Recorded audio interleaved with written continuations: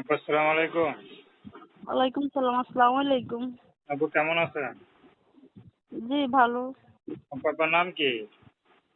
আমার নাম মনি। মাশাআল্লাহ, খুব সুন্দর নাম। তো মনি আপা যে ছবি দেখতে পাচ্ছি এটা কি আপনার? জি আমার মনি আপু থাকেন কোথায়? এমনিতে তিনি থাকেন। তো মনি আপু আমাদের ইউটিউবে কেন আসলেন সেটা বলেন।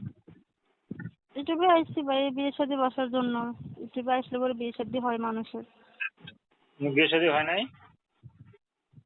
হয়েছে আগে একটা বাচ্চা আছে। আহ, তো বাচ্চা আছে তো আবার বিয়ে শাদী করবেন কেন? স্বামী নাই ভাই, স্বামী যে ট্রলারে মাছ ধরতো, তো ওই ট্রলার ডুবে গেছে, আর কোনো খোঁজ খবর পাই নাই আজকে 4 বছর ধরে। ও আচ্ছা আচ্ছা, স্বামী ট্রলারে মাছ ধরতে গিয়ে আর কোনো খোঁজ নাই।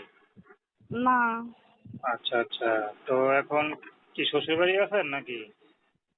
না, বাপের বাড়ি। শ্বশুর বাড়ি তো থাকতে দেয় নাই, শ্বশুর শাশুড়ি মাইরা দইরা বাড়ি কেটে দিছে। আচ্ছা, বাপের বাড়িতে থাকি। বাপের বাড়ি থাকেন। তো এখন মনে করেন কিভাবে চলতেছেন? বাসা বাড়িতে কাজ করি, চলতেছি কোনো রকম ছেলেটারে নিয়ে।